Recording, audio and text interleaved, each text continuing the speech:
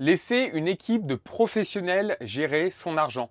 Ça paraît une bonne idée sur le papier, non? Plutôt que de jouer le boursicoteur ou alors répliquer de manière ennuyante le marché, pourquoi ne pas faire confiance à une équipe de professionnels de la finance avec les cerveaux les plus affûtés du monde pour faire encore mieux, potentiellement battre le marché? Le sujet des fonds d'investissement actifs est primordial pour l'investisseur particulier car cela peut être contre-intuitif pour certains, mais confier son argent à une équipe de professionnels de l'investissement va vous coûter cher, très cher. Cette thématique est tellement importante qu'une vidéo ne suffira pas.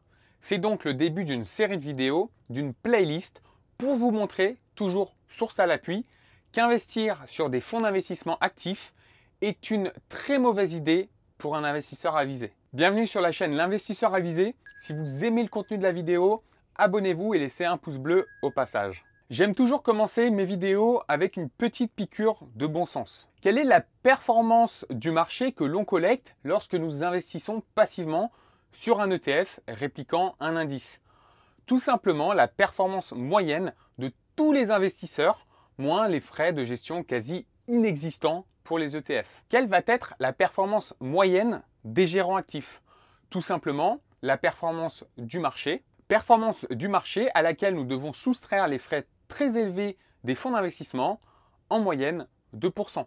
Car oui, confier son argent à un gérant actif, c'est tous les ans lui donner 2% de votre portefeuille en frais de gestion. Et si vous ne le saviez pas déjà, 2% de frais de gestion annuels vont tuer vos performances. Regardez ce graphique à votre gauche, les frais de gestion annuels sont le pire ennemi de l'investisseur. Donc la différence entre un investissement indiciel et un fonds actif, c'est que dans un cas, nous allons collecter quasi 100% de la performance du marché action et que dans l'autre, nous allons en moyenne répliquer le marché moins les frais de gestion. Donc in fine, à cause des frais de gestion, en moyenne, nous sommes obligés de sous-performer le marché en passant par un gérant actif. Évidemment, le bon sens n'est pas suffisant pour convaincre et n'est pas une preuve. Alors voici des datas supplémentaires. Pour montrer et démontrer la terrible idée d'investir sur des fonds d'investissement actifs, j'aime bien commencer par m'appuyer sur le livre de John Bogle, fondateur de Vanguard, et des datas sur la performance des fonds d'investissement depuis 1970, juste quelques années avant le lancement du premier fonds indiciel de Vanguard, et tout ça jusqu'en 2016. À l'époque, en 1970, il y avait 355 fonds actifs sur le marché action. Première pièce d'information intéressante, 46 ans après, 281 de ces fonds, ou quasiment 80%, ont mis la clé sous la porte. Pas 10, pas 50, 80%.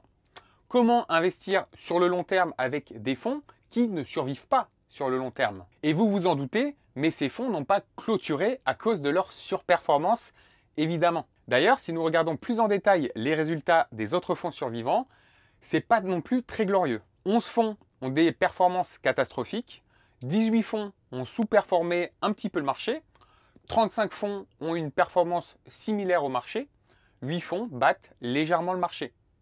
Et seulement 2 fonds battent de manière significative le marché. Oui, 2 fonds sur 355 au départ ont généré un alpha conséquent, c'est-à-dire une surperformance importante par rapport à l'indice de référence. Si l'on regroupe les catégories des petits gagnants et des petits perdants ensemble, nous avons donc les statistiques suivantes. 17% de chance de faire grosso modo autant que le marché, plus ou moins. 82,5% de chance de sous-performer le marché de manière significative. Certains cas sont assez tragiques car des fonds ont perdu 70 à 80% de leur valeur avant de clôturer.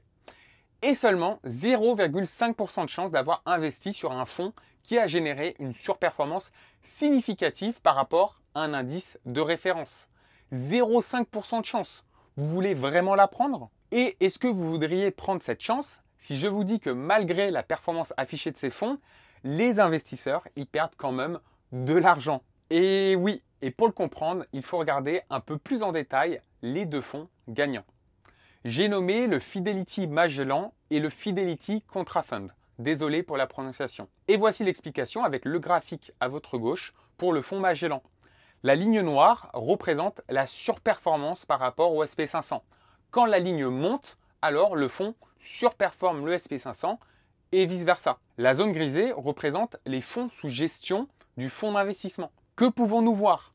Le fonds a commencé en 1970 avec seulement 7 millions sous gestion.